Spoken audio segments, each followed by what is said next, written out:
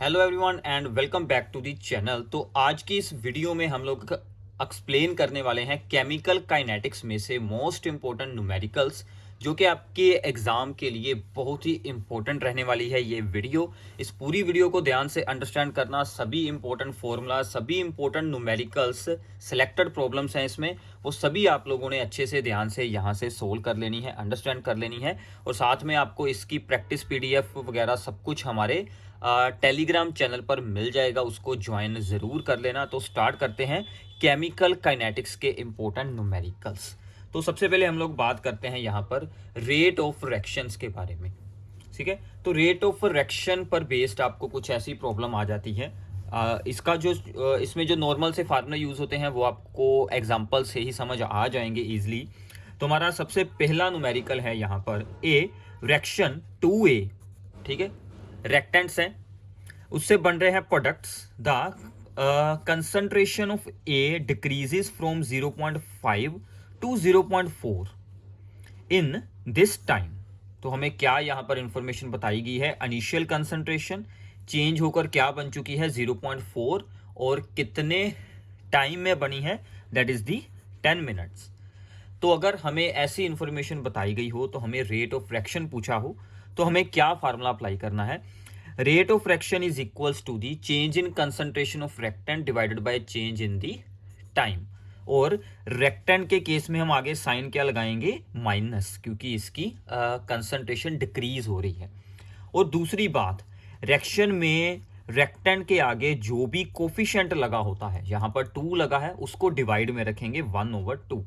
सो 1/2 minus और change in the concentration of the reactant divided by change in the concentration of the change in the time. ठीक है, अब देखिए reactants की concentration में क्या चेंज हुआ है? 0.5 थी इनिशियल और बाद में हो गई है 0.4। सो इसका फार्मूला क्या बनेगा? Final minus initial. ठीक है, so 0.4 minus 0.5 divided by the change in time. So हमारा कितना है? टाइम यूज हुआ 10। इसको हम लोग सोल्व कर देंगे, इजी सी सोल्विंग है। तो ये आपका आंसर बन जाएगा। यूनिट्स क्या बनेगी? मोल पर लीटर पर मिनट। ठीक है, टाइम की यूनिट्स हमने यहाँ पर क्या यूज कर लेनी है? पर मिनट। ओके, ऐसी आप सिंपल सी प्रॉब्लम को सोल्व कर सकते हैं। साथ में प्रैक्टिस इसकी जरूर करते रहना। आगे चलते हैं। ऐसी ये एक और प्रॉब्लम है। In the given reaction A plus 3B, these are the reactants, gives the 2C. The rate of the formation of the C के फॉर्म होने का रेट हमें बताया गया है this one. Calculate the rate of reaction and rate of disappearance of the B के use होने का रेट हमें सोल्व करना है। सी की फॉर्मेशन का रेट हमें बताया गया है। बी किस रेट पर यूज हो रही है, यानी कि डिसअपीयर हो रही है। तो हमें सबसे पहले यहाँ से रेट का फार्मूला बनाना होगा। मैंने आपको अभी भी बताया था। सबसे पहले ए के अकॉर्डिंग, ए के आगे तो कुछ नहीं है, सो माइनस dA/dt, यानी कि change in the concentration of A bye change in time. जब हम डी लगाते हैं तो इसका मतलब हम लोग यूज कर रहे हैं यहाँ पर इंस्टेंटेनियस रेट्स। ठीक है, एट दी पर्टिकुलर इंस्टेंट। तो ये डी जो है वो यहाँ पर डेरिवेटिव वाला डी यूज कर रहे हैं, जैसे उसमें होता है dy/dx। ठीक है, तो बाद में है बी के आगे जुड़ा है यहाँ पर 3, तो आ जाएगा -1/3 dB/dt। ऐसे ही सी है यहाँ पर प्रोडक्ट, तो इसका साइन रहेगा प्लस पॉजिटिव, तो ये आ गया 1/2 dC/dt। हमें यहाँ पर फॉर्मेशन ऑफ सी यानी कि dC/dt की वैल्यू यहाँ पर दी गई है। तो हमें सोल्व करना है rate. So rate is equals to the half of dC/dt। अब देखिए सभी रेक्टेंट और सभी प्रोडक्ट के अकॉर्डिंग रेट अलग तरह से रिप्रेजेंट कर सकते हैं, तो इनको ऐड बिल्कुल नहीं करना। ए और बी के रेट्स को ऐड नहीं करना, इक्वल टू का साइन है, चाहे इसको यूज कर लें, चाहे इसको, चाहे इसको। हमें dC/dt की वैल्यू दी गई है, सो हम इसको यूज करेंगे। तो ये हमारा क्या बन जाएगा? This is the rate is equals to the half of dC/dt। तो हाफ dC/dt की ये वैल्यू है, ये वैल्यू लगाएंगे तो आंसर आ जाएगा। सेकंड हमें सोल्व करना है डिसअपीयरेंस ऑफ बी यानी कि dB/dt। इन दोनों को इक्वेट करेंगे। इसको इक्वेट किया तो ये जो 3 है ये ऊपर चला जाएगा यहाँ पर। So rate of disappearance of B हमारा क्या बन जाएगा? -dB/dt। तो ये 3 ऊपर चला गया, so this is equals to the 3/2 dC/dt। इसका आंसर पुट करेंगे तो इस यहाँ से हमारा फाइनल आंसर बन जाएगा। तो इजी सी सोल्विंग होती है, बिल्कुल सिंपल सी प्रॉब्लम्स हैं। ये आप लोग एक बार सोल्व करेंगे तो आपको अच्छे से अंडरस्टैंडिंग हो जाएगी। तो आगे चलते हैं, इसमें कुछ और प्रॉब्लम्स को सोल्व करते हैं। तो आगे है हमारी भी problem order and units of the rate constant के ऊपर, ठीक है।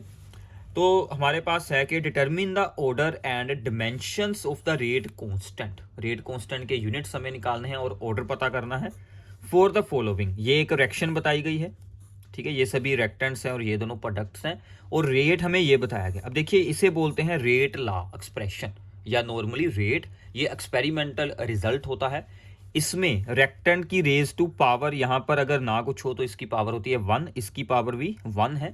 पावर्स का हमने करना है सम, पावर्स को ऐड कर दें, वहां से हमें ऑर्डर पता चलता है। इसका ऑर्डर फिर कितना होगा 1 + 1 दैट इज दी 2 ऑर्डर बन जाएगा। आप ऐसे किसी भी रेट लॉ से ऑर्डर को निकाल सकते हैं, ठीक है। भी पॉइंट ऐसे याद रखना पॉइंट्स को।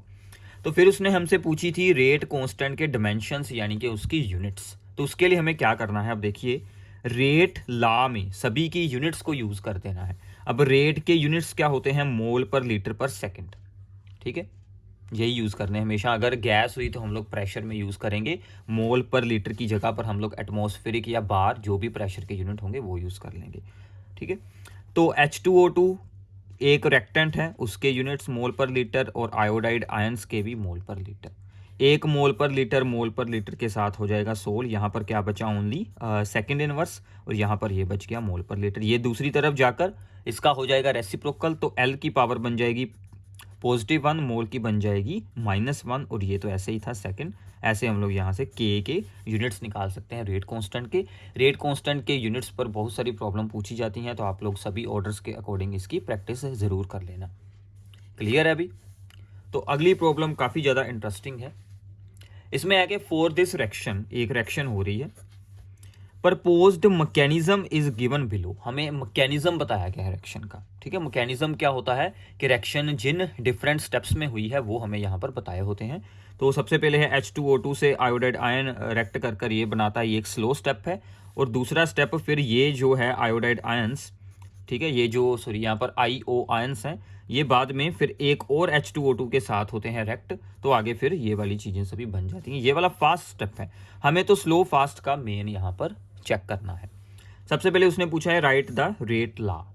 अब देखिए रेट लॉ हमें 2 तरह से पता चलता है। एक तो एक्सपेरिमेंटली हमें उसको सोल्व करना पड़ता है, अदरवाइज थ्योरी में मैकेनिज्म का जो स्लो स्टेप होता है उसी पर ही रेट डिपेंड करता है, रिएक्शन की स्पीड उसी पर ही डिपेंड करती है। So therefore slow step in the reaction is the rate determining step. So therefore rate law हम यहाँ से बनाएंगे इस रिएक्शन में H2O2 और आयोडाइड आयन, और दोनों के आगे अगर कुछ कोफिशिएंट हुआ तो उतनी पावर रख देंगे, बट यहाँ पर है नहीं। तो हमारा रेट लॉ यहाँ पर फिर क्या बन जाएगा, so rate law is equals to K into H2O2 की कंसंट्रेशन एंड आयोडाइड आयंस की कंसंट्रेशन, ठीक है। फिर हमें इसमें से पूछा है ऑर्डर, तो ऑर्डर भी क्या बन जाएगा, अभी 1 + 1 2 बन जाएगा। तो फिर उसने पूछा है कि out of the steps 1 and 2 which is the rate determining step. ये मैंने आपको अभी बताया है कौन सा होता है, अभी slow step is the rate determining, so step number 1 is the rate determining step, ठीक है। तो इतना बस आप लोगों ने ऐसे आंसर एक्सप्लेन कर देने हैं इसके। तो ये कुछ ऐसे इसके आप लोगों ने आंसर यहाँ पर एक्सप्लेन कर सकते हैं, ठीक है। तो ये आ गया हमारा rate law is determined by the slow step, so rate is equals to this one, दोनों की पावर है 1 1, ऐड करेंगे तो ऑर्डर हमें 2 मिल जाएगा, ठीक है भाई। तो ऐसे ही आप इस सिंपल सी प्रॉब्लम को सोल्व कर पाएंगे। तो आगे चलते हैं, ये भी प्रॉब्लम इंटरेस्टिंग है अभी काफ़ी। For a given reaction A + B से बन रहे हैं product, the rate is given by, हमें रेट लॉ तो यहाँ पर दिया हुआ है, सो नो प्रॉब्लम। सबसे पहला क्या है, how is the rate of reaction affected if the concentration of B is doubled. अब देखिए B की जगह पर हमने क्या यूज कर लेना है, 2B। अब 2B का तो स्क्वायर होगा तो वो क्या बन जाएगा 4B²। तो इसका मतलब रेट क्या बन जाएगा हमारा 4 टाइम्स। इसका रूल अंडरस्टैंड करें, जिसको भी हाफ किया है, डबल किया है, या जो भी उसको चेंज किया है उसकी पावर के अंदर हमने यूज करना है। जैसे हमने B को किया था डबल, हमने 2B लगाकर स्क्वायर हुआ है अभी, तो स्क्वायर सोल्व करेंगे तो ये 4 बनकर बाहर आ जाएगा, सो 4 × B² बन जाएगा यहाँ पर, ठीक है। तो न्यू रेट क्या बन गया 4 टाइम्स हो जाएगा रेट ऑफ रिएक्शन। क्लियर है अभी? आगे है सेकंड कि what is the overall order of the reaction if A is present in large access. अगर कोई रिएक्टेंट का अमाउंट काफ़ी ज़्यादा हो, मतलब उसके अमाउंट पर रेट ऑफ रिएक्शन फिर रेट रेट ऑफ फ्रैक्शन में हम उसके अमाउंट को कांस्टेंट अज्यूम कर लेते हैं। So therefore rate does not depends upon it. So therefore A को हम बीच में से हटा देंगे, ठीक है। तो ए को हटा देंगे तो ओनली क्या बचा, अभी बी बच गया ओनली, तो बी की पावर 2 है तो ऑर्डर क्या बन जाएगा हमारा 2 बन जाएगा अगर ए एक्सेस में हुआ तो। If A is present in the large axis, the rate of fraction will be independent of the concentration of A, hence the reaction will be of the second order, ठीक है, क्योंकि सिर्फ B बच जाएगी फिर। ओके अभी तो ऐसी छोटी छोटी प्रॉब्लम्स आपको आती रहती हैं इसमें। तो आगे चलते हैं। अभी हमने सभी जो डिफरेंट ऑर्डर्स हैं उनके according units of rate constant को यहाँ पर बताया हुआ है। तो सबसे अच्छा है कि आप लोग इन्हें सोल्व कर कर देखें। जैसे हमने अभी ये वाला सोल्व किया था फॉर दी ऑर्डर 2, ऐसे आप लोग 0 ऑर्डर का तो चलो डायरेक्ट ही आ जाएगा a की पावर 0, इसका तो आ गया यहाँ पर 1, तो k के यूनिट्स और रेट के यूनिट दोनों सेम हो जाएंगे। फिर for the first order solve करें। ऐसे आपको कोई भी ऑर्डर आ सकता है, ठीक है ना, फ्रैक्शन में भी आ सकता है ऑर्डर आप लोगों का, यहाँ पर 3/2 हो सकता है, 5/2 आ सकता है। तो कोई भी वैल्यू है आप लोगों की सोल्विंग का मेथड सेम चलने वाला है, ठीक है अभी। तो आगे चलते हैं। अभी आगे है हमारे इंपॉर्टेंट जो फार्मूलाज हैं इसमें यूज़ होने वाले। For the first order reaction, for the 0 order reaction integrated rate law क्या होता है। रेट लॉ हमें क्या बताता है, रेट कांस्टेंट एंड टाइम और concentration of reactant at the different times, उसमें रिलेशन बता देता है। तो जैसे कि यहाँ पर है 0 ऑर्डर के लिए क्या रिलेशन रहता है, concentration of the reactant at time t r is equals to the minus rate constant k into t time plus initial concentration r naught, ठीक है। एट टाइम t 0 जब होता है तब r नोट था, और बाद में एट टाइम t हमारे पास r अमाउंट है रेक्टेंट का, तो ये इक्वेशन बन जाती है। अगर हम इसे स्ट्रेट लाइन की इक्वेशन जो कि होती है y plus M X plus C, तो उससे अगर हम इसे करते हैं कंपेयर, तो हमारी स्लोप क्या बन जाएगी इसकी माइनस के, और साइन क्या है यहाँ पर माइनस का, तो इसका बनेगा ग्राफ ऐसे नीचे को, एक साइड पर r है और एक साइड पर t है। r क्या है यहाँ पर, that is the concentration of reactant. Graph इसके अच्छे से याद कर लेना, बहुत बार पूछे जाते हैं पेपर में भी, ग्राफ इसके जरूर याद कर लेना। एक ये ग्राफ है, और इसके बाद इसमें होती है हाफ लाइफ। हाफ लाइफ क्या होती है, जितने टाइम में रिएक्टेंट इनिशियल अमाउंट से हाफ रह जाए और हाफ यूज़ हो जाए, ठीक है। सो इसका फार्मूला क्या है भी, T half is equals to the initial concentration over 2k। तो हाफ लाइफ इनिशियल कंसंट्रेशन के डायरेक्टली प्रोपोर्शनल है, ठीक है। तो यहाँ पर इसका कुछ ऐसा ग्राफ बनेगा, मतलब जितनी इनिशियल कंसंट्रेशन ज़्यादा रखेंगे हाफ लाइफ उतनी ही इंक्रीज होगी फॉर द 0 ऑर्डर। ये याद रखना ऑर्डर क्या है इसका, ठीक है, और डिवाइड में तो 2k है। और एक बनता है रेट और दी कंसंट्रेशन ऑफ द रिएक्टेंट। अब देखिए मैंने आपको शुरू में बताया है 0 ऑर्डर मतलब क्या होता है अभी, के रेट में reactant, rate is equals to k into reactant की पावर 0। तो रिएक्टेंट की तो पावर ही 0 हो गई, उसके अमाउंट पर रेट बिल्कुल नहीं डिपेंड करेगा। सो इसका मतलब स्ट्रेट लाइन बन जाएगा ग्राफ, ठीक है। तो ऐसे 0 ऑर्डर के ये 3 ग्राफ पूछे जा सकते हैं, और ये दोनों फार्मूले हैं। ऐसे ही हमारे पास होते हैं फॉर दी फर्स्ट ऑर्डर, ठीक है। तो फर्स्ट ऑर्डर के लिए भी हमारे पास ऐसे ही कुछ फार्मूले बनेंगे, तो वो कुछ ऐसे होंगे। For the first order reaction तो हमारा इक्वेशन बनेगी log r, ये ln का मतलब क्या होता है अभी, log base e, that is the natural log of r minus K T plus ln r naught, ठीक है। तो 0 ऑर्डर से क्या चेंज हुआ है, यहाँ पर आगे log लगाना पड़ता है, उसके साथ हमारी स्ट्रेट लाइन का ग्राफ बनेगा। अब इसका अगर आप लोग यहाँ पर ग्राफ बनाते हैं, इसको अगर हम चेंज कर लेते हैं इनटू द log बेस 10 में, ठीक है। ये ln है log बेस e, तो ln का मतलब क्या है अभी, log बेस e, ठीक है। e बेस वाला log है, और जो दूसरी वैल्यू है that is the log base 10। तो यहाँ पर k के ओवर में आ जाएगा 2.303 into time plus log r note. इसका अगर हम बनाते हैं ग्राफ तो कुछ ऐसा बनता है, स्ट्रेट लाइन, इस तरफ क्या रखेंगे log r, नीचे है टाइम, और स्लोप क्या आ जाएगी minus k upon 2.303। This is very very important graphs, ठीक है, तो ये ज़रूर याद रखना। और दूसरा कंसंट्रेशन के rate of reaction directly proportional होता है, ठीक है ना, फर्स्ट ऑर्डर है, तो इसमें स्ट्रेट लाइन बनेगी rate versus concentration, log r versus t, कुछ ऐसा ग्राफ बनेगा, स्लोप होगी माइनस k बाय 2.303। अगर इसी में हम log की जगह ln यूज़ कर लें तो यहाँ पर ln r आ जाएगा, यहाँ पर टाइम, और स्लोप होगी ओनली माइनस k। तो ये जो यहाँ पर इंटरसेप्ट बनता है, this intercept is the log r node, ठीक है। तो ये इंटरसेप्ट क्या बनेगा, log r नोड, ठीक है, ये भी आपसे पूछा जा सकता है। क्लियर है? तो इसको थोड़ा सा अगर हम यहाँ पर सिंप्लीफाई है कर लें तो ये इक्वेशन बन जाती है। ये हमारा एंड फार्मूला होता है जो हमने यूज़ करना होता है। K is equals to 2.303 over T, log में रखेंगे initial concentration divided by the R यानी कि कंसनट्रेशन एट टाइम T। ठीक है, जितनी बच गई है वो वाली। ओके, तो इसमें होता है हाफ लाइफ का formula T half is equals to 0.693 over K. सबसे इंपॉर्टेंट बात, फर्स्ट ऑर्डर के लिए हाफ लाइफ इनिशियल कंसंट्रेशन से इंडिपेंडेंट है। इनिशियल कंसंट्रेशन तो बीच में है ही नहीं, सिर्फ रेट कांस्टेंट पर डिपेंड करती है। सो इसका ग्राफ कुछ ऐसा बनेगा, इनिशियल कंसंट्रेशन इंक्रीज करो डिक्रीज करो, हाफ लाइफ सेम रहेगी फॉर द गिवन डायरेक्शन। ठीक है, और अगर हमें ग्राफ बनाना हो यहाँ पर कंसंट्रेशन वर्सेस टाइम, तो वो हमारा यहाँ पर वो एक स्ट्रेट लाइन तो होने नहीं वाली, तो ये बनेगा कुछ ऐसा। ठीक है ना, कर्व्ड पाथ बनेगा। ओके, तो एक ग्राफ इसमें और आजकल आ रहा है एग्जाम्स में, इसके ऊपर आपको एमसीक्यूज भी मिल जाएंगे प्रीवियस ईयर प्रॉब्लम्स में। तो ये जो इक्वेशन थी ना हमारी एंड रिजल्ट वाली, इससे हम लोग टी उस तरफ रख लें, के को इस तरफ ले आए, तो कुछ ऐसा हमें रिजल्ट मिल जाता है। तो हम लोग आर नोट बाई आर को एक तरफ रखा और टी को एक तरफ, और इसमें ये बन गई हमारी स्लोप। तो ये बन गया Y is equals to M X. ठीक है, तो वाई एक्सिस पर इसको बनाते हैं और एक्स पर बनाते हैं टी को, तो स्लोप क्या बन जाती है के बाई 2.303। तो ऐसे इसमें आपको 4-5 ग्राफ्स मिल जाते हैं। ये सभी की प्रैक्टिस कर लें। ठीक है, आपके सामने है, आप लोग यहाँ से देखकर इनके नोट्स बना लेंगे तो सबसे अच्छा रहेगा, आपको याद भी हो जाएगा और आपकी प्रैक्टिस भी हो जाएगी। ठीक है, तो इसके बाद चलते हैं, अभी हमारा आगे है न्यूमेरिकल, जो हमने अभी भी फार्मूले के उनको यूज़ कर कर कुछ न्यूमेरिकल सोल्व करते हैं।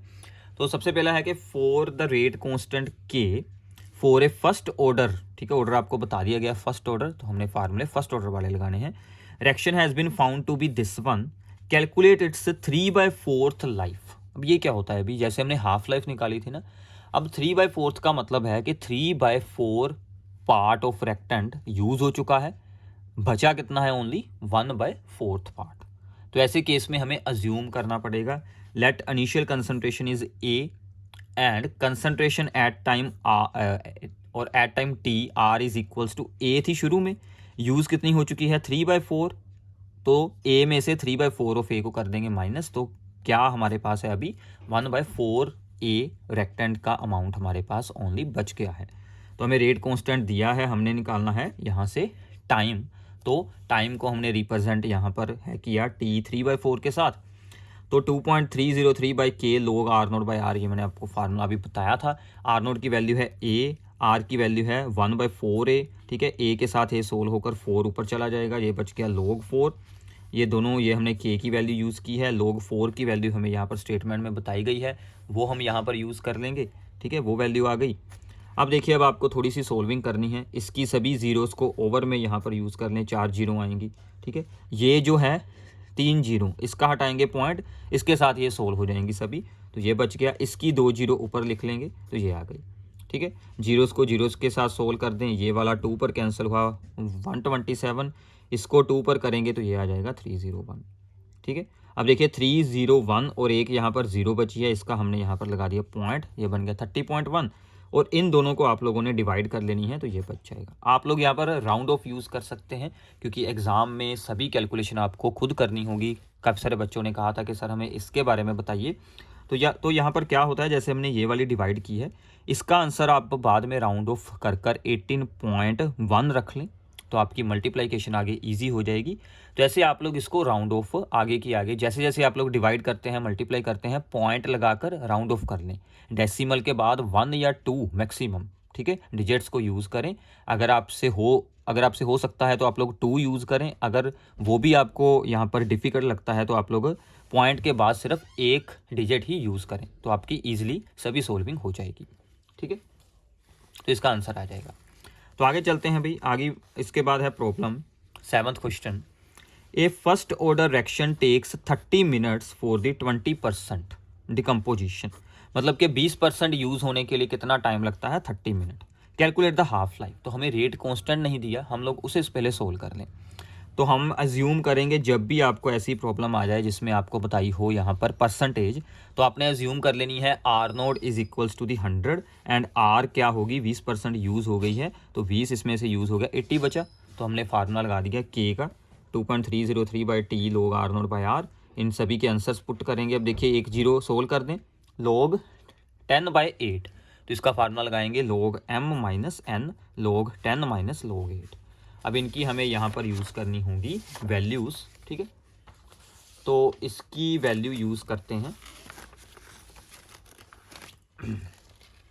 तो ये आगे हमारा बन जाएगा log 10 की वैल्यू होती है 1, log 8 को हम लोग क्या लिख सकते हैं 2 का क्यूब, और क्यूब वाली जो पावर आगे आ गई 3 इंटू log 2। log 2 का आंसर उसने बताया था, वो हमने यूज़ कर लिया। इन दोनों को करेंगे मल्टीप्लाई, उसको इसमें से करेंगे सब्ट्रैक्ट। तो मैंने राउंड ऑफ, आगे कुछ और होंगे, मैंने सिर्फ 2 ही रखे हैं यहाँ पर डिजिट, ये हमने यूज़ कर ली वैल्यू। अब आप लोगों ने जो ऊपर वाली टर्म्स हैं इन दोनों को यहाँ पर कर लेना है मल्टीप्लाई, तो ये वैल्यू आ जाएगी, इसको डिवाइड करेंगे तो ये आपका फाइनल आंसर मिल जाएगा। अब ये आंसर आया है रेट कांस्टेंट का। रेट कांस्टेंट से हमें हाफ लाइफ निकालनी है, तो हाफ लाइफ का formula for the first order 0.693 over के। तो के की वैल्यू यूज़ कर हम ऐसे यहाँ से आंसर सोल्व कर सकते हैं, ठीक है अभी बिल्कुल सिंपल था। तो ऐसे आप इन प्रॉब्लम्स को सोल्व कर पाएंगे। तो आगे चलते हैं। अभी 8th क्वेश्चन है, ये भी इंपॉर्टेंट है कि decomposition of the ammonia on the surface of the platinum is zero order reaction, ठीक है। अमोनिया की डिकम्पोजिशन प्लेटिनम के सरफेस पर एक जीरो ऑर्डर रिएक्शन होती है। If the rate constant K is this one, K की वैल्यू हमें बताई गई है। How long will it take to reduce the initial concentration of ammonia from this to this. हमें टाइम निकालना है, कितने टाइम में अमोनिया का अमाउंट इतने से चेंज होके इतना हो जाए। अब देखिए सिंपल होता है अभी, ज़ीरो ऑर्डर के लिए rate is equals to rate constant K, ठीक है। तो आगे हमारे पास जो इसका फार्मूला होता है, जो मैंने आपको इसकी इक्वेशन बताई थी, वो क्या थी, K rate constant is equals to the initial concentration minus R divided by the time. तो हमें सिर्फ फार्मूले याद होने चाहिए, मैंने इसलिए आपको यही कहा था कि फार्मूलाज को नोट डाउन कर लें, भी नोट्स बना लो, अच्छा रहेगा आपके लिए। तो सभी वैल्यूज़ यहाँ पर हम लोग यूज़ करते हैं। हमें निकालना है टाइम, के चला जाएगा ओवर में, आर नोड आर वगैरह की सभी वैल्यूज़ को यूज़ करें तो आपका इजीली आंसर बन जाएगा। इसकी तो सोल्विंग भी बिल्कुल सिंपल सी है, ठीक है। कैलकुलेशन इसकी इजी हो जाएगी। ओके अभी तो आगे चलते हैं। For the first order thermal decomposition, this one is very very important problem, ठीक है। The following data were obtained, ये है हमारा C2H5Cl एक गैस है, उससे बन रही है C2H4 प्लस बन रही है HCl gas. At time t is equals to 0, total pressure is 0.30, at time 300 second, total pressure is this one. Calculate the rate constant, हमें रेट कांस्टेंट निकालना है। ये होती है गैस फेस रिएक्शन। अब देखिए गैस फेस रिएक्शन में हमें इनिशियल और जो बाद में हमारे पास गैस का अमाउंट होता है उसके बारे में थोड़ी सी सोल्विंग करनी पड़ती है, वो मैं आपको यहाँ पर बताता हूँ, ठीक है। तो हम सबसे पहले यहाँ पर रिएक्शन को यूज़ करते हैं। ये हमारी रिएक्शन है, रिएक्शन को यूज़ करना is the most important thing. शुरू में टाइम t 0 पर टोटल प्रेशर मतलब कि रिएक्टेंट की कंसंट्रेशन, क्योंकि गैस के केस में हम लोग प्रेशर को यूज़ करते हैं।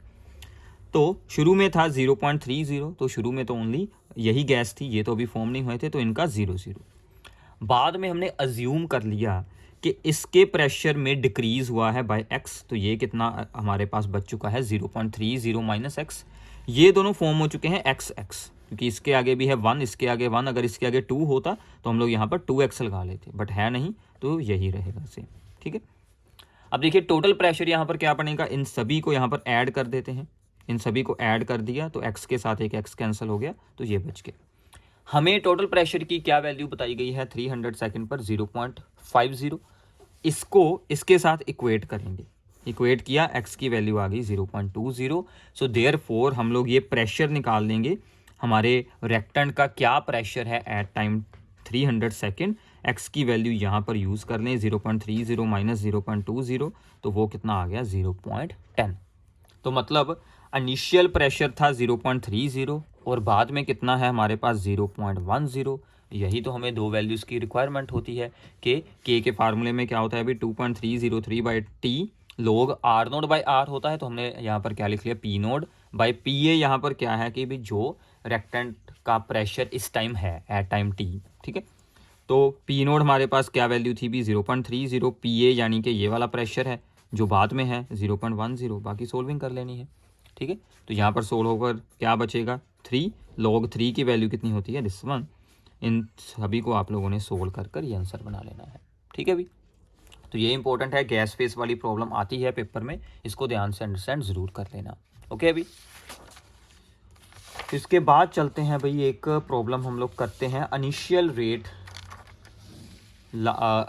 रेट मेथड के ऊपर, उसके साथ भी हम लोग ऑर्डर ऑफ रिएक्शन रेट ला वगैरह बना सकते हैं। ठीक है, तो इसमें क्या होता है कि हमें इनिशियल डिफरेंट इनिशियल कंसंट्रेशंस पर रिएक्शन के इनिशियल रेट्स बताए होते हैं। ठीक है, तो जैसे यहाँ पर है P + 2 क्यू रेक्ट कर R + 2S बना रहे हैं, 2 क्यू हो, 4 क्यू हो, 3 क्यू हो, उससे हमें कुछ मतलब नहीं है, हमें तो इस इंफॉर्मेशन से मेन मतलब है। एक्सपेरिमेंट नंबर 1 2 3 4 है। इनिशियली P का अमाउंट इतना यूज़ करेंगे, Q का इतना यूज़ करेंगे, दोनों रेक्टेंट्स के अमाउंट्स हैं, तो इनिशियल रेट इतना रहता है। ऐसे ही हमने 4 बार ये प्रोसीजर रिपीट किया है, तो हमने डिफरेंट अमाउंट्स इनिशियली यूज़ कर P और Q के different initial rate of fractions को सोल्व किया हुआ है। ठीक है, भी ये आपको इन्फॉर्मेशन दी होगी। Determine the rate law and the order of fraction, तो हमने क्या करना है अभी, रेट लॉ को अज्यूम कर लें कि let rate is equals to K into, दो रेक्टेंट हैं P एंड Q, P की पावर x मान लें और Q की पावर y मान लें, हमने XY सोल्व करने हैं। अब सबसे पहला एक्सपेरिमेंट अप्लाई करते हैं। सबसे पहले एक्सपेरिमेंट में रेट है इतना, वो हमने लगा दिया, P का अमाउंट है 0.10, Q का अमाउंट है 0.10 और 0.1। ऐसे ही सेकंड एक्सपेरिमेंट, रेट K के साथ P की जगह पर और Q की जगह पर ये वैल्यू, ऐसे हमने चारों के लिए इक्वेशन बना ली। ठीक है, इतना आगे अभी अंडरस्टैंड हो गया, बिल्कुल सिंपल है। अब हमें क्या करना है, 1 बाय 1 इनको डिवाइड करना है, बट सिर्फ उनको डिवाइड करना है जिसमें x या y वाली टर्म सेम आती हो।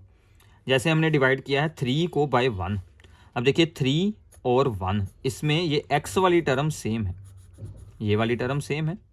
ठीक है, तो जब इसको डिवाइड करेंगे तो ये दोनों सोल्व हो जाएंगी, इसको हमने ऊपर रखा है। ठीक है, और यहाँ पर इसका रेट और इसका रेट भी सेम है, ये भी दोनों कैंसिल होकर क्या बचा 1, ये दोनों कैंसिल हो गए, K के साथ K हो गया। अब इसको हमने क्या किया, इसको डिवाइड करेंगे तो ये बच जाएगा 3, तो ये आ गया 3 की power y is equal to 1। तो हम लोग 1 को क्या यहाँ पर शो कर सकते हैं, 3 की पावर 0, तो इसकी क्या वैल्यू आ गई, y की 0। ऐसे ही अब हम लोग क्या करेंगे, यहाँ पर डिवाइड कर सकते हैं, दैट इज़ द 2/3। ठीक है ना, 2 और 3 को हम लोग यहाँ पर डिवाइड कर सकते हैं, उसको डिवाइड करेंगे, ये दोनों सोल्व होकर x की वैल्यू आ जाएगी। तो ऐसे ही जब हमने यहाँ पर डिवाइड किया, डिवाइड 2/3, तो हमने सिमिलर मेथड से x की वैल्यू निकाल ली, एक्स वाई की वैल्यू हमने अपने रेट लॉ में यूज़ की, तो ऑर्डर कितना बन गया, 1 बन गया। अगर इसमें आगे आपसे पूछा हो k की वैल्यू, रेट कांस्टेंट की वैल्यू, तो आपने किसी भी, जो हमने ये 4 इक्वेशंस पीछे बनाई थी, इसमें से किसी भी एक इक्वेशन में एक्स वाई की प्लेस पर उनकी वैल्यूज़ पुट कर यहाँ से k को सोल्व कर सकते हैं ईजिली। ठीक है, ऐसी प्रॉब्लम भी आ जाती है, k को आप लोग ऐसे सोल्व कर सकते हैं, बिल्कुल ईजी सा काम है। ठीक है अभी, तो अब देखिए भी सबसे इंपॉर्टेंट है कि आप लोग वीडियो को पॉज कर लेना और इन सभी को देखकर यहाँ से सोल्व करते रहना, तो आपको बहुत ही अच्छी अंडरस्टैंडिंग हो जाएगी भी, इस चैप्टर की कोई भी प्रॉब्लम आ जाए आपकी ईजिली हो जाएगी। अगर साथ में जो मैं आपको प्रैक्टिस प्रॉब्लम्स यहाँ पर प्रोवाइड करूँगा वो भी आप लोग सोल्व कर लेते हैं, तो भाई फिर तो सब कुछ हो गया समझो। ठीक है, तो आर्हीनियस इक्वेशन के बारे में कुछ देखते हैं। So what is the Arrhenius equation. तो आर्हीनियस इक्वेशन ने हमें बताया था कि effect of the temperature on the rate of fraction. So rate constant K is equals to Arrhenius factor A, E is the exponential, raise to power में है EA, that is the activation energy, R gas constant, T is the temperature. ठीक है, तो इस पर हमने apply कर दिया log, natural log of K, यहाँ पर नेचुरल लॉग ऑफ A, इसकी पावर आगे आ जाएगी -EA/RT। अगर इसका बेस चेंज करेंगे तो सेम वही log K log A -EA/ यहाँ पर आ जाएगा 2.303 RT। ठीक है, तो ये इक्वेशंस भी आपको जैसे पता ही है कि ग्राफ बनाने के लिए यूज़ करने वाले हैं हम लोग। ठीक है, तो ये सब कुछ इन्फॉर्मेशन होगी eight 2 different temperature T1 and T2, फिर इक्वेशन कुछ ऐसी बन जाती है, इस पर बेस्ड न्यूमेरिकल आते हैं। ठीक है, log K2/K1 EA/2.303 R 1/T1 - 1/T2। अब देखिए सबसे पहले हमने log K वाली इक्वेशन पर बनाया है ग्राफ, ये वाली, ये हो गया हमारा y एक्सिस पर। इस बार x एक्सिस पर हमने क्या रखना है, 1/T, और ये बन जाएगी स्लोप और ये बन जाएगा इंटरसेप्ट। ठीक है, तो कुछ ऐसा यहाँ पर ग्राफ बनने वाला है। log K 1/T is on the x axis, slope जो 1/T के साथ वाली टर्म होती है, और log A बन गया इंटरसेप्ट। ठीक है अभी, ओके। तो ऐसे अगर हम लोग लॉग की बजाय यूज़ कर लें नेचुरल लॉग तो सेम बनेगा, बस स्लोप में 2.303 की बजाय ओनली आर आएगा, बाकी सेम बनने वाला है। ठीक है, तो ये दोनों ग्राफ आपने याद कर लेने हैं। अर्हेनियस इक्वेशन पर आते हैं। अर्हेनियस इक्वेशन में एक बात और याद रखना, अगर एक्टिवेशन एनर्जी डायरेक्शन में 0 हो then rate does not depend upon the temperature. Activation energy ही चेंज करता है, टेम्परेचर उसी के कारण ही रेट ऑफ रिएक्शन चेंज होता है। अगर वही 0 हो गई तो rate is independent from the temperature. ठीक है, ये भी आपको पूछ सकते हैं। न्यूमेरिकल्स करते हैं, ठीक है, कुछ बेसिक हैं और कुछ फॉर्मूला पर बेस्ड हैं। तो सबसे पहला है the rate constant for the first order decomposition of N2O5 is given by the following equation. हमने ये सोल्व करनी है और रेट कांस्टेंट सोल्व करना है if it's half life is this one. चलो ये देखिए, अभी हाफ लाइफ से तो रेट कांस्टेंट हो ही जाएगा, उसका तो कोई प्रॉब्लम नहीं है। अब देखिए ये हमें इक्वेशन बताई गई है, दिस इज, ये हमें यहाँ पर बताई है। अब इसको हम लोग करेंगे compare with the Arrhenius equation. Arrhenius equation से कंपेयर किया, ए की वैल्यू ये बन गई और यहाँ पर ई ए की वैल्यू ये बन गई 25,000। ई ए बाई आर की वैल्यू, की यहाँ पर आर नहीं है ना, so E A by R की वैल्यू बन गई 25,000। So E A by R is equals to the 25,000। R उस तरफ जाकर हो जाएगी मल्टीप्लाई, आर की value 8.314 in the units of the joule. ठीक है, जो जाउल वाला केस होता है, तो इसको करेंगे मल्टीप्लाई तो आपका आंसर आ जाएगा। बिल्कुल सिंपल सा काम है। और बाकी आपको पूछा था यहाँ से हाफ रेट कॉन्स्टेंट, तो वो तो normal formula 0.693 over half life, तो ये आंसर बन जाएगा। ठीक है, अभी जब आपका फ्लो बन गया ना एक बार, तो ये सब कुछ आपका मिनटों मिनट होता जाएगा। अभी तो ये चैप्टर स्कोरिंग होता है, इस पर बेस्ड प्रॉब्लम्स को ज़रूर कर लेना। तो आगे चलते हैं, क्वेश्चन नंबर हम लोग करते हैं यहाँ पर 12th। ठीक है, तो इसमें क्या है कि the rate of fraction becomes 4 times when the temperature changes from this to this. अगर हम T1 से T2 टेम्परेचर चेंज करते हैं तो रेट कांस्टेंट या rate of reaction becomes 4 times. Calculate the energy of activation of the reaction assuming that it does not change with temperature. हमें R की value दी गई है और log 4 की वैल्यू दी गई है। देखिए T1 is the 293 kelvin, T2 is the 313 kelvin. Arrhenius equation में हमेशा आप लोगों ने टेम्परेचर को यूज़ करना in the units of the kelvin, ना दिए हों तो चेंज कर लेना। ठीक है, तो रेट कांस्टेंट क्या होगा, 4 टाइम्स हो जाएगा। So K2 is equals to 4 into K1। तो हम लोग अर्हेनियस इक्वेशन लगाते हैं, log K2 by K1 is equals to EA upon 2.303 R 1/T1 minus 1/T2। सभी वैल्यूज यूज़ करें। ठीक है, तो यहाँ पर एलसीएम हो जाएगा T1 into T2, T2 minus T1, तो वो हमने वैल्यूज़ लगा दी। इसको सोल्व किया, यहाँ पर बच गया 20। ये वैल्यूज़ ओवर में ऐसे ही रहेगा सब कुछ। अभी यहाँ पर K1 के साथ K1 कैंसिल, log 4 की वैल्यू यूज़ कर ली गई है। ठीक है, आगे देखिए अब इसको आप लोगों ने कैलकुलेशन में क्या करना है।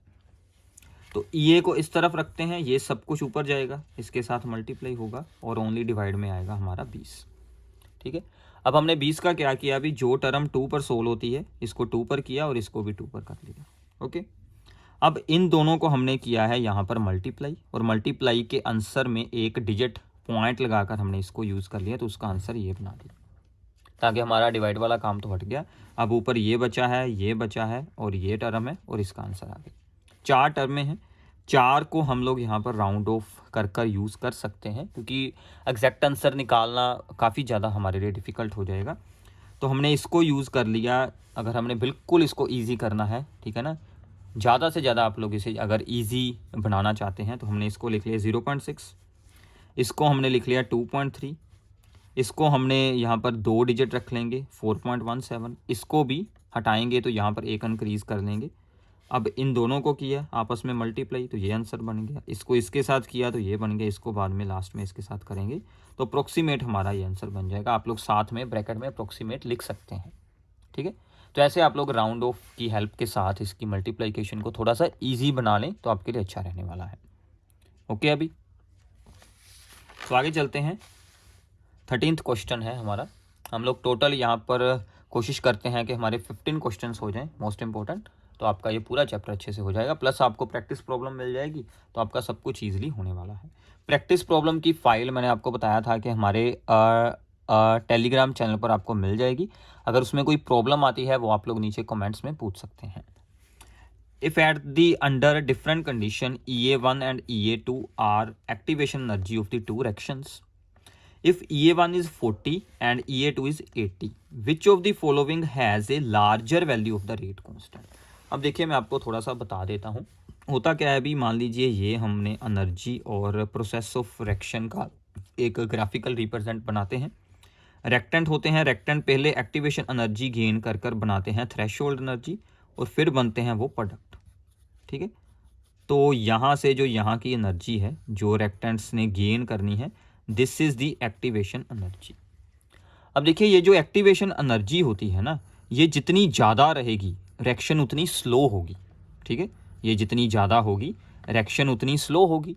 तो इसका मतलब जिस उसने पूछा है कि which of the following has the larger value of the rate constant, मतलब जिसकी एक्टिवेशन एनर्जी की वैल्यू स्मॉल है उसके लिए के की वैल्यू ज़्यादा होगी, रेट ऑफ रिएक्शन ज़्यादा होगा। सो देयर फॉर EA1 के लिए रेट ऑफ रिएक्टेंट ज़्यादा होगा, K1 is greater than the K2 because EA1 is smaller. Activation energy हमें मतलब हमें थोड़ी एनर्जी में ही रिएक्शन प्रोसीड हो जाती है तो वो फास्ट ही बनेगी ना, सिंपल सी बात है। ठीक है, एक और प्रॉब्लम है अभी छोटी सी, इसमें भी एक हमारी डिफरेंट चीज़ होने वाली है। The activation energy for the reaction this one is this one at 581 Kelvin. Calculate the fraction of the molecules of the reactants having energy equal to or greater than the activation energy. कितने ऐसे molecules हैं जिनमें activation energy या उससे ज़्यादा energy आ चुकी है जो प्रोडक्ट्स बना सकते हैं। टोटल मोलिक्यूल्स में से कितनी फ्रैक्शन ऐसी है। तो फ्रैक्शन सोल्व करने के लिए हम लोग जो आर्हेनियस इक्वेशन में टर्म होती है e⁻⁻ -EA/RT उसकी वैल्यू निकालेंगे। EA की वैल्यू हमें दी गई थी किलो जाउल में, हमने उसको 1000 से मल्टीप्लाई कर लिया। R और T की वैल्यूज़ हैं, ये सभी आप लोगों ने यहाँ पर डिवाइड कर लेनी है, राउंड ऑफ बनाकर अप्रोक्सीमेट वैल्यू निकाल लेना। बाकी आप लोग एग्जाम में यहाँ तक भी छोड़ सकते हैं क्योंकि ई की पावर निकालना आपको एंटी लॉग टेबल वगैरह यूज़ कर कर ही सोल्व कर सकते हैं। सो आप लोग यहाँ तक इसको छोड़ सकते हैं अगर ये प्रॉब्लम आती है तो। ठीक है, ओके। अभी तो ऐसे आप लोग इन प्रॉब्लम्स को सोल्व कर सकते हैं। अब हमारी यहाँ पर आखिरी प्रॉब्लम है जो वो है यहाँ पर पैराग्राफ है, तो ये आपको पूरा रीड कर लेना है। मैंने वैसे यहाँ पर हाईलाइट किए हुए हैं main points. This is about the nuclear reactions. तो उसने सबसे पहले बताया है कि हमारी बॉडी के अंदर भी बहुत सारी न्यूक्लियर रिएक्शंस होती हैं। ठीक है, न्यूक्लियर रिएक्शंस क्यों होती हैं?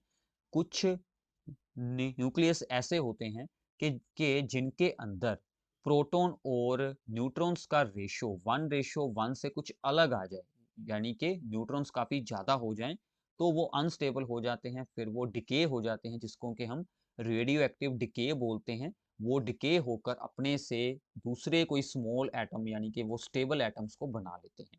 ठीक है, तो हमारी बॉडी के अंदर मेनली कार्बन 14 और पोटाशियम 40, ये दोनों जो यहाँ पर रेडियो एक्टिव आइसोटोप्स होते हैं जो कि डिके होकर यहाँ पर क्या बना देते हैं, स्टेबल कार्बन 14 बनाता है स्टेबल नाइट्रोजन और पोटाशियम 40 बनाता है स्टेबल कैल्शियम।